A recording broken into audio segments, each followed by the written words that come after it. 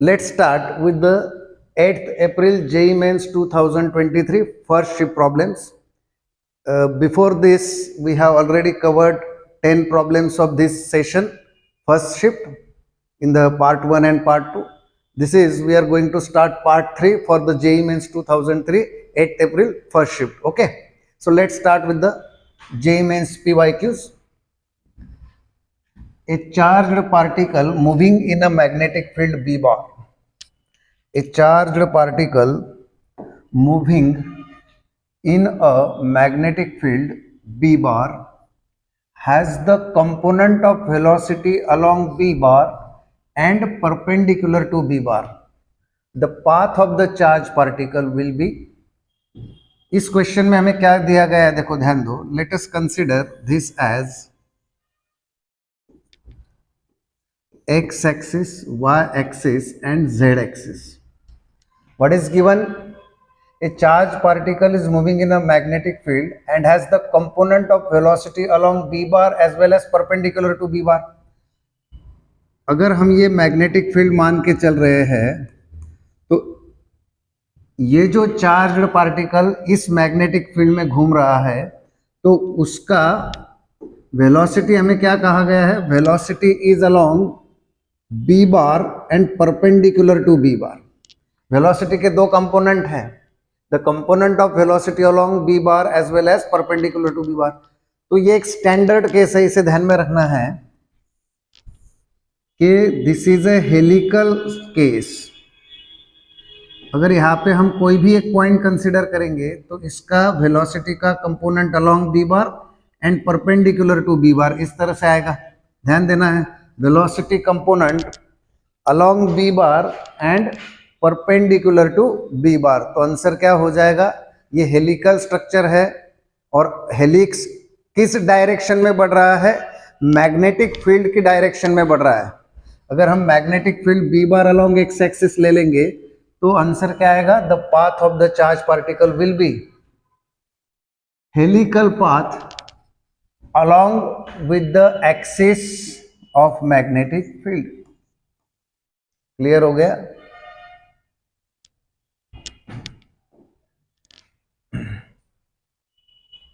Dimension of 1/μ0 epsilon 0 पूछा है. हमें ऑलरेडी एक फॉर्मूला पता है, C इक्वल्स टू, हमारे पास एक फॉर्मूला है, speed of light is equal to 1/√μ0 epsilon 0. Squaring both side करेंगे तो इसका मतलब 1/μ0 एप्सिलॉन 0 c स्क्वायर है. c स्क्वायर यानी मीटर पर सेकंड का स्क्वायर यानी metre square upon second square. Metre square यानी l स्क्वायर, सेकंड स्क्वायर यानी t square. So answer is b here. Okay, so let's consider next problem. अब ये projectile का प्रॉब्लम है, पहले प्रॉब्लम पढ़ेंगे अच्छी तरह से. Two projectiles A and B are shown with initial velocities 40 metre पर सेकंड, 60 मीटर पर सेकंड. एंगल ऑफ प्रोजेक्शन दिए हुए 30 degree, 60 degree. Ratio of the range पूछा है. पहले मैं आपको एक बेसिक कंसेप्ट अच्छा करवा देता हूं इसका. प्रोजेक्टाइल मोशन में क्या है, ध्यान दो अच्छी तरह से. सपोज दैट ये हॉरिजॉन्टल रास्ता है, ये वर्टिकल डिस्प्लेसमेंट का हो गया y एक्सिस, x एक्सिस. अब हम क्या कर रहे हैं, हम एक प्रोजेक्टाइल लेंगे. इस प्रोजेक्टाइल को हम यहाँ से फेंकेंगे और वो यहाँ पे आके गिरेगा. पॉइंट O से फेंकेंगे, पॉइंट A पर आके गिरेगा. ठीक है, तो जहाँ से हमने उसको थ्रो किया है वहाँ पे जो वेलोसिटी थी उसे हम बोलते हैं initial velocity of projection u. एक प्रोजेक्टाइल है, एक ऑब्जेक्ट है जिसको हमने इस तरह से थ्रो किया. तो ये जो ऑब्जेक्ट है इसकी initial velocity of projection tangential होगी, उसको u मान लेंगे. और angle made by initial velocity of projection with the horizontal, इसे बोलते हैं हम line of projection. This is called as line of projection या हॉरिजॉन्टल लाइन. तो इनिशियल वेलोसिटी ऑफ प्रोजेक्शन ने लाइन ऑफ प्रोजेक्शन से जो एंगल बनाया होगा उसे हम बोलते हैं angle of projection. This theta is called as angle of projection. ध्यान दीजिए सब लोग, angle made by initial velocity with the line of projection is called as angle of projection. ठीक है, अब ये जो पार्टिकल है ये इस तरह से मूव कर रहा है, तो ये O से यहाँ तक हाईएस्ट पॉइंट पे आएगा। हाईएस्ट पॉइंट को मैं B मान लेता हूँ, तो ये हो गई उसकी हाइट h, और फिर वो नीचे आ गया। तो देखो जहां से प्रोजेक्ट किया था फर्स्ट पॉइंट से, और ये है पॉइंट ऑफ रिटर्न, तो ये जो रास्ता है इसे हम बोलते हैं trajectory of projectile. Trajectory, the path along which projectile moves. और जहां से हमने उसे थ्रो किया था और जहां पे रिटर्न आ गया, इसका मतलब ये जो डिस्टेंस है इसे हम कहेंगे range of projectile. Range of projectile R. तो ये बेसिक कंसेप्ट आपको क्लियर हो गई। ठीक है, अब हम इस प्रॉब्लम में आते हैं। देखो ध्यान दो, इस प्रॉब्लम में क्या कहा गया है, दो प्रोजेक्टाइल दिए हुए हैं, दोनों के इनिशियल वेलोसिटी ऑफ प्रोजेक्शन दिए हुए हैं। u1 कितना दिया हुआ है, initial velocity of projection 40 metre पर सेकंड, और उसका एंगल ऑफ प्रोजेक्शन भी दिया है theta is equal to 30 degree. दूसरे प्रोजेक्टाइल का हमें दिया है स्पीड 60 मीटर पर सेकंड, और उसका एंगल ऑफ प्रोजेक्शन दिया है थीटा 1 थीटा 2 ले लेंगे 60 डिग्री। ठीक है, और हमें क्या कहा गया है, ratio of the range of the projectile पूछा है, तो हमें रेंज का फॉर्मूला पता होना चाहिए। रेंज का स्टैंडर्ड फॉर्मूला है प्रोजेक्टाइल के लिए, रेंज ऑफ प्रोजेक्टाइल। क्या फॉर्मूला है रेंज ऑफ प्रोजेक्टाइल का, u² sine of 2 theta upon g। ये है रेंज ऑफ प्रोजेक्टाइल का फॉर्मूला। इसका मतलब यहाँ पे r1 अपॉन r2 जब हम लेंगे तो ये g कैंसिल हो जाएगा, क्या मिलेगा, u1² upon u2² sine of 2 theta 1 upon sine of 2 theta 2। इस तरह से हमें इक्वेशन मिलेगा। u1 क्या है 40, ये 60, साइन 2 थीटा यानी साइन 2 इंटू 30 यानी साइन 60 हो जाएगा। ये साइन ऑफ 120 हो जाएगा सेकंड के लिए, ये हो जाएगा तुम्हारा 2 3 दैट इज 4/9। साइन 60 वैसे ही रखता हूँ मैं, और हमेशा ध्यान में रखना है साइन ऑफ 120 कैसे निकालेंगे, साइन ऑफ 120 हम इस तरह से निकालेंगे, ध्यान दो अच्छे तरह से। Sine of 120 is equal to sine 90 plus 30, 120 यानी 90 प्लस 30, और साइन 90 प्लस 30 यानी कॉस 30 हो जाएगा। तो ये कॉस 30 हो जाएगा 4/9।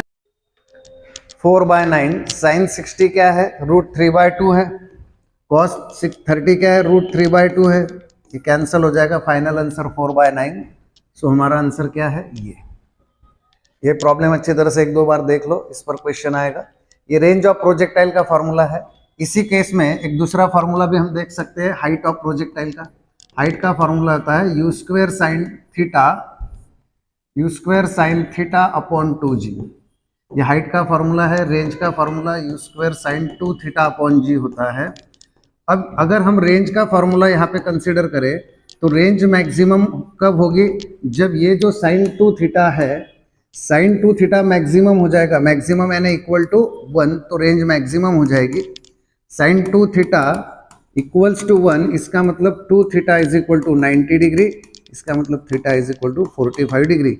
यानी जब एंगल ऑफ प्रोजेक्शन 45 डिग्री होगा तो रेंज क्या हो जाएगी, मैक्सिमम हो जाएगी। क्लियर हो गया, चलो आगे बढ़ते हैं।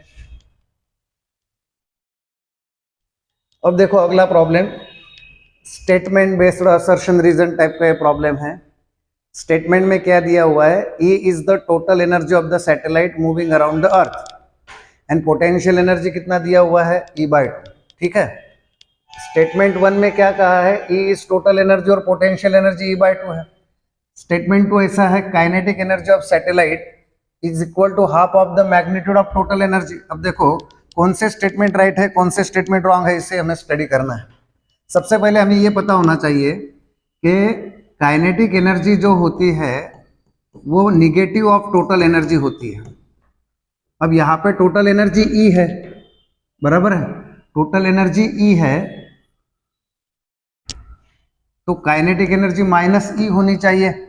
अब उन्होंने क्या कहा है कि kinetic energy is equal to half of the total energy, यानी काइनेटिक एनर्जी उन्होंने E/2 दी है, तो इसका मतलब ये जो स्टेटमेंट है ये रॉन्ग है, क्योंकि kinetic energy is equal to minus total energy होनी चाहिए, उन्होंने E/2 दी है, इसका मतलब दिस इज रॉन्ग स्टेटमेंट। तो सेकंड स्टेटमेंट रॉन्ग हो गया। दूसरा, पोटेंशियल एनर्जी क्या होती है?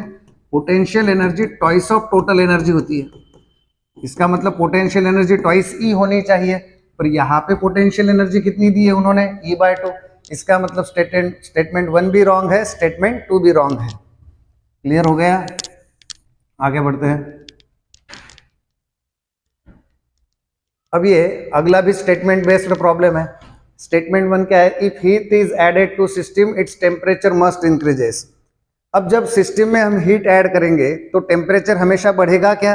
तो ऐसा जरूरी नहीं है, क्योंकि जो हम हीट ऐड कर रहे हैं हो सकता है वो किसी तरह का वर्क करने के लिए यूटिलाइज हो, तो इसीलिए हमेशा हीट ऐड करने के बाद टेम्परेचर बढ़ेगा। ये स्टेटमेंट बिल्कुल राइट नहीं है, इसका मतलब स्टेटमेंट 1 पूरी तरह से रॉन्ग हो गया। अब दूसरा, if positive work is done by the system in thermodynamics process its volume must increase।